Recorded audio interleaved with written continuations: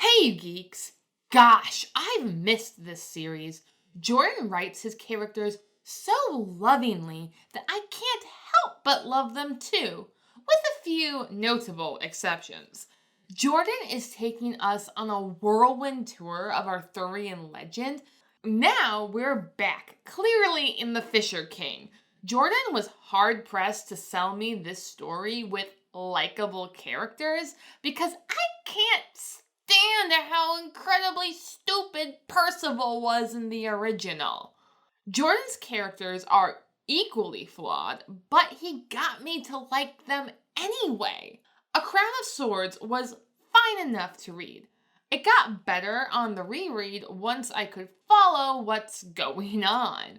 My biggest critique is that it didn't feel like its own book. It feels like parts 4 and 5 of Lord of Chaos, providing satisfying endings to most of the threads left hanging from that book. Crown of Swords, of course, spins out new threads as it is the midpoint of the series. We've come a long way from Emond's Field, and we've got a long way to go. And now for my spoilerific breakdown of characters, world building, magic, and plot. Rand is so dramatic in this book.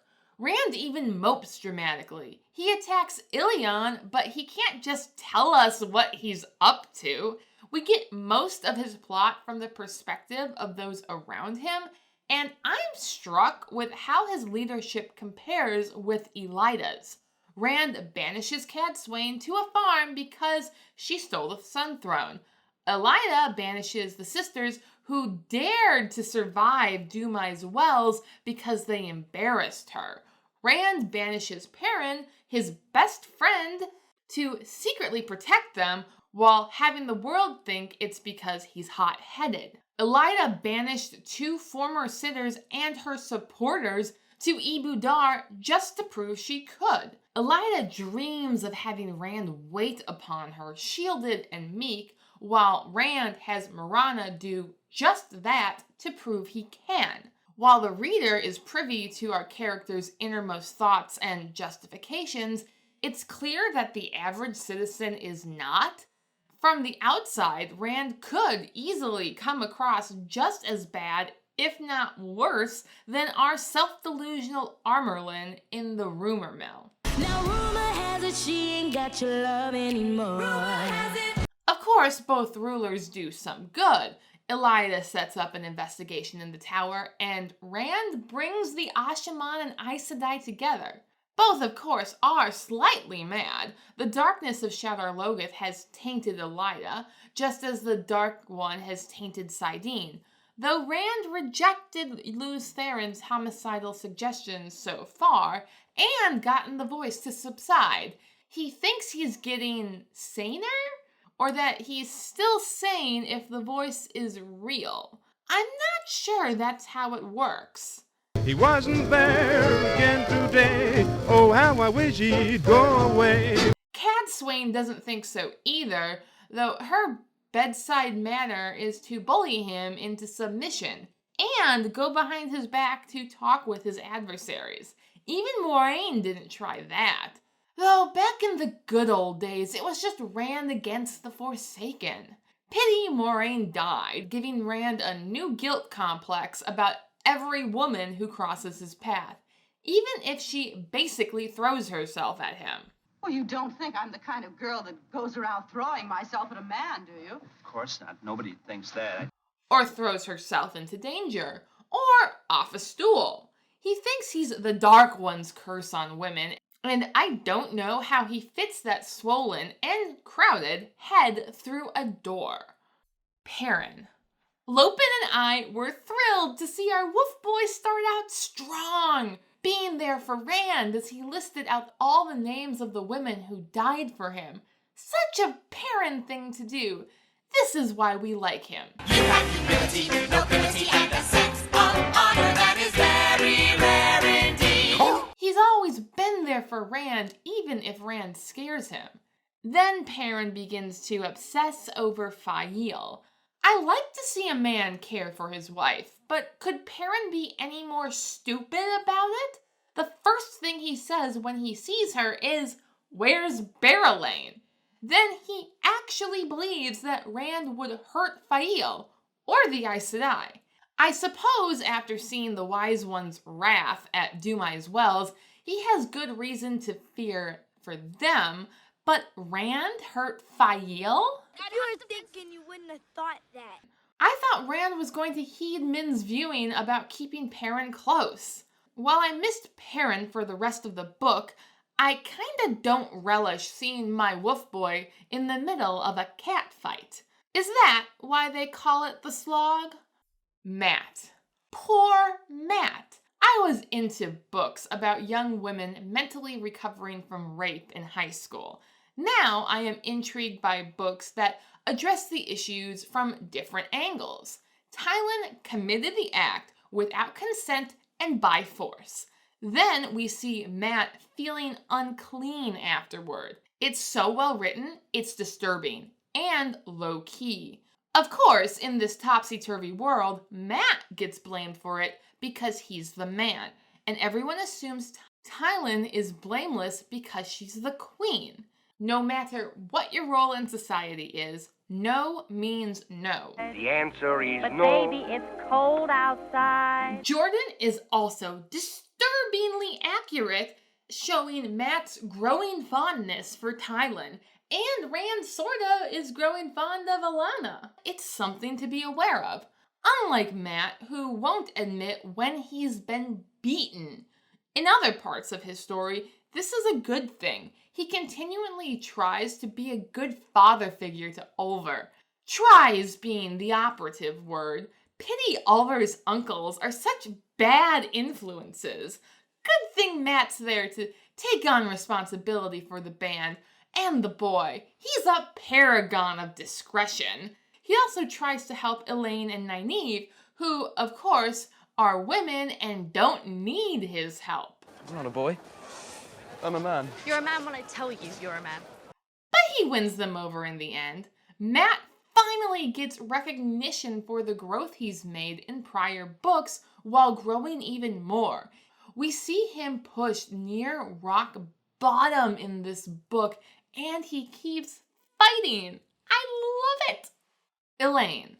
Like Matt, she comes into her own as a leader. Like Matt, she finally gets recognition for growing from an accepted to a full Aes Sedai, taking charge of the Aes Sedai, the kin, and leaving Ibudar with a multinational band of women who can channel, with the Sanchan hot on their heels.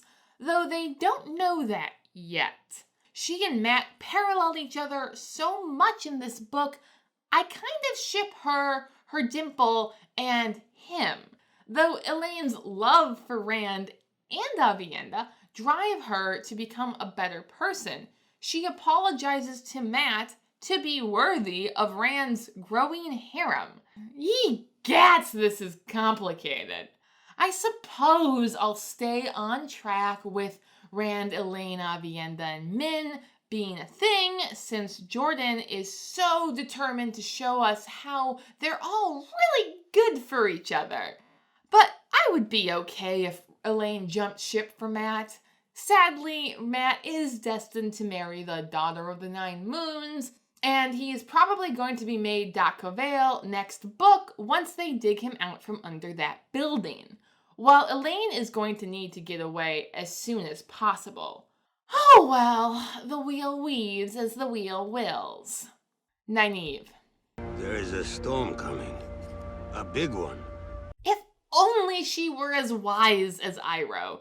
Unlike Matt and Elaine, who just had to shake off their old reputation for being immature and unreasonable, Nynaeve full-on backslid right into that annoying, self-deluded persona she was at the beginning of The Shadow Rising. It's not totally unrealistic for a person to backslide in their character development. But can you honestly say that you could learn something one time and completely change who you are? I didn't think so. And given Nynaeve's discovery that she knows more than the esteemed Yellow Aja, it's not surprising that Her ego was inflated. But that doesn't mean I have to like it, especially since this is when she finally learns to surrender to Saidar. That was a satisfying scene. Then her reunion with Lan and subsequent wedding.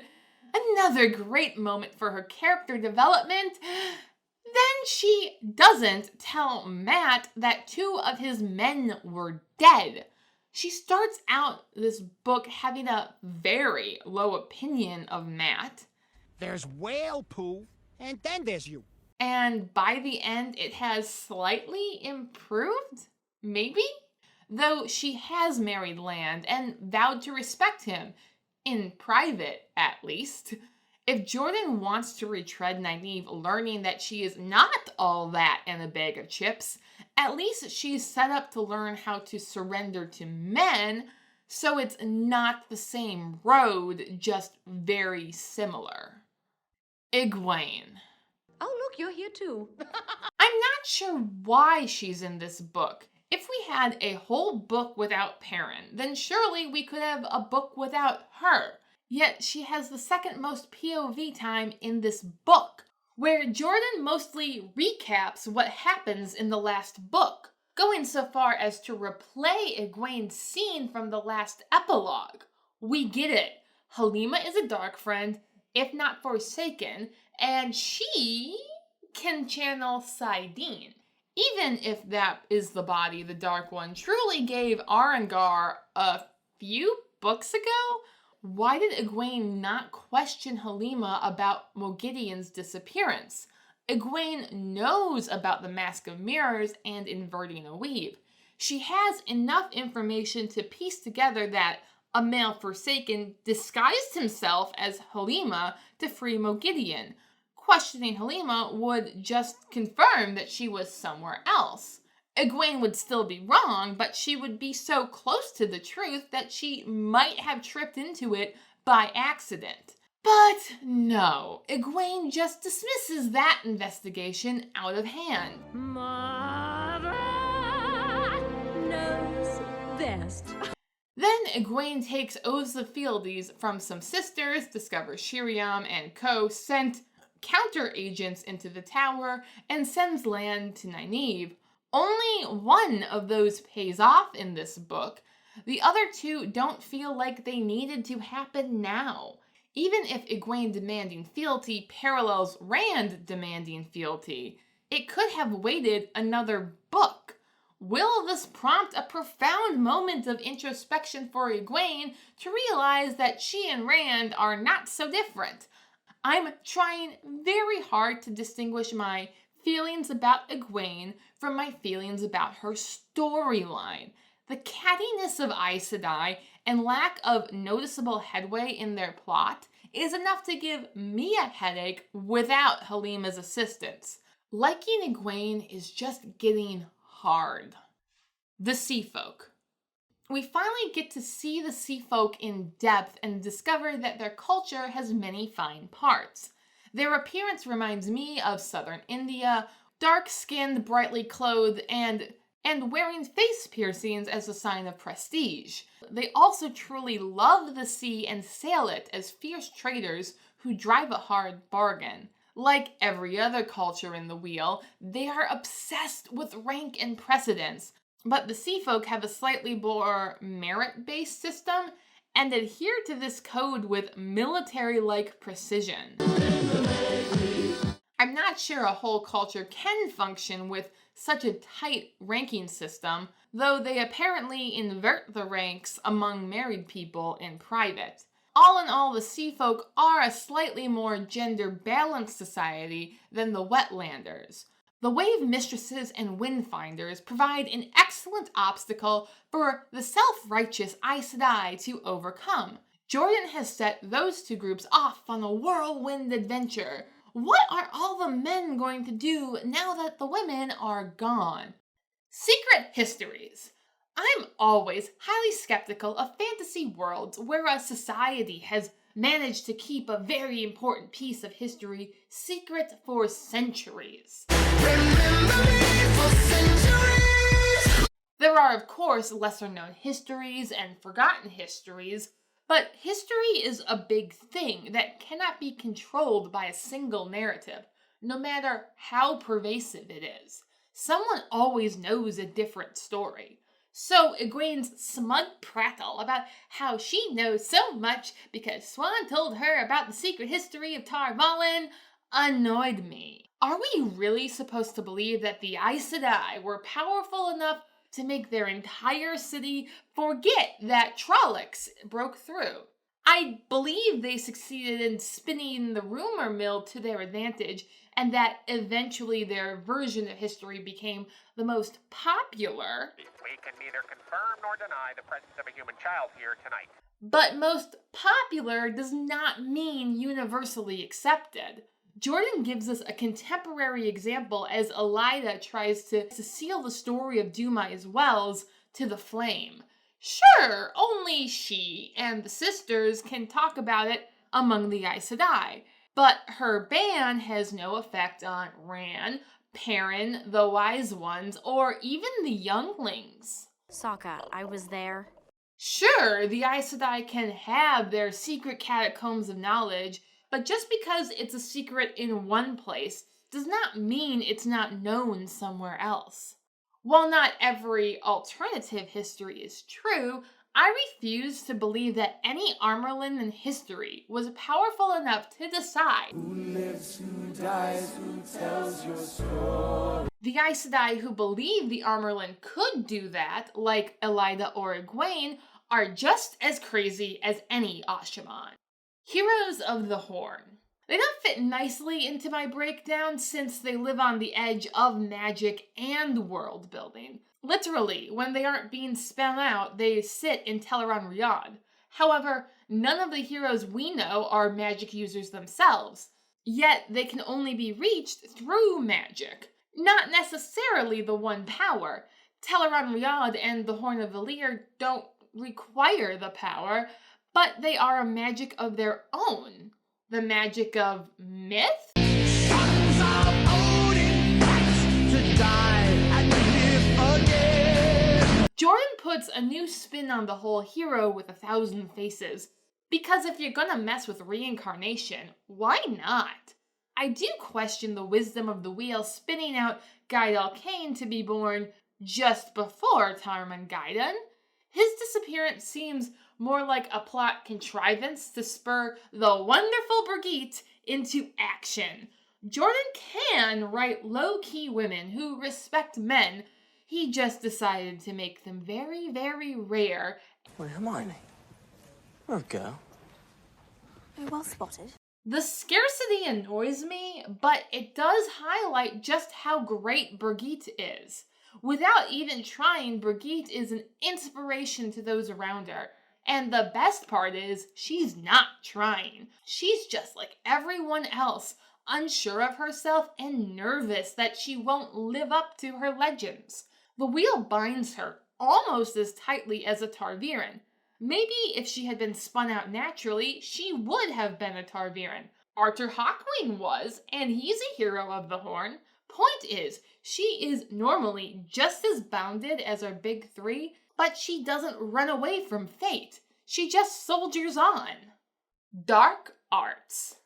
Halfway through the series, we're introduced to the third magic power. We got hints about the Dark One's special power back in Rhuidean, seeing Lanfear make the boar. But Moradin is the first one to clearly-ish explain what power he's using while he's using it. A useful tool, since even other channelers can't sense it. Only the saw and the eye are a giveaway, but you'd have to know what you're looking for. Rand certainly did not know what he was looking for when he just casually ran into Moradin in Shadar Logoth. And I do think that Moradin used it to manipulate him. Not to mention whatever it was that happened with the balefire beams. Try to imagine all life as you know it stopping instantaneously and every molecule in your body exploding at the speed of light. Bowl of the Winds. This book is really more about the quest for the bold than it is about Rand and his pointy crown. I wonder if in very early drafts of this book, they just solved global warming by asking Rand a simple question. Maybe Perrin asked. And that is how they got Ungreal.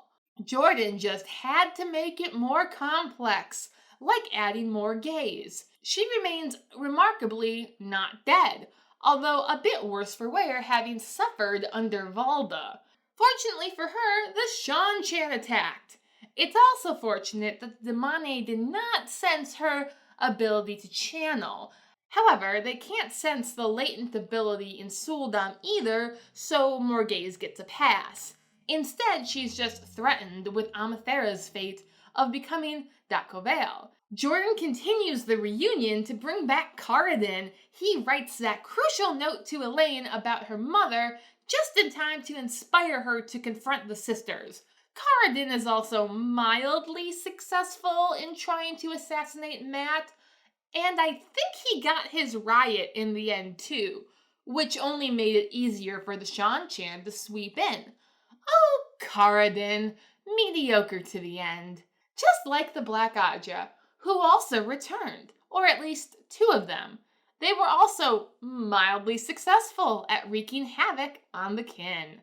After 2 reads and making detailed notes, I'm still not certain how those dark threads all wove together.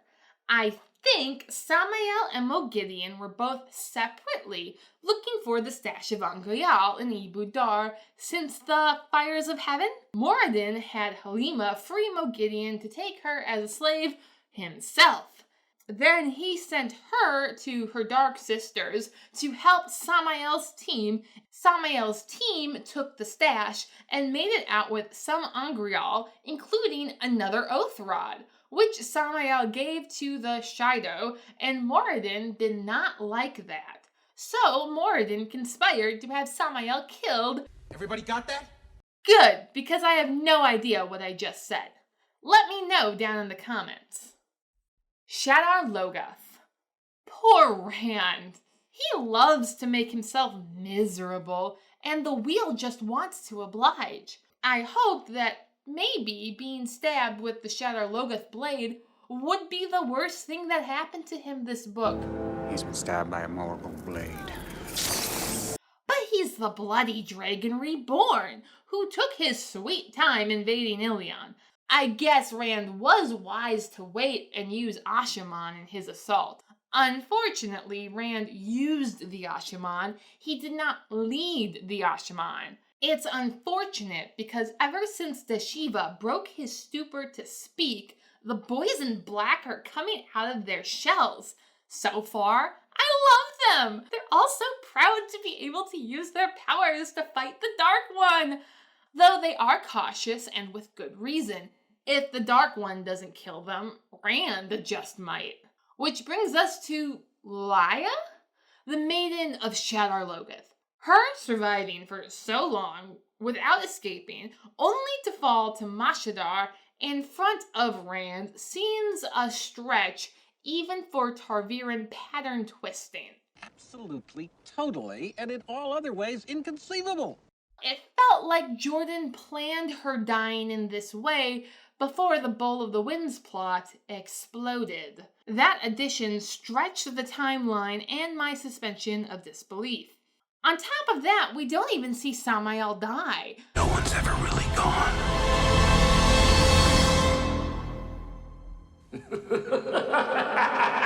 So for all that build-up, Rand's fight is sort of unfulfilling. All in all, Crown of Swords is an excellent half of a book. It has great scenes and lovable characters, but I would have loved it more if Jordan had found some way to crank all this into the book before and cut out the redundancies. At the midpoint, Rand's story has taken a turn for the worse, and I'm ready to slog through it with him. Thank you for watching. Please like, share, and subscribe if you would like to see more. Your patronage is greatly appreciated.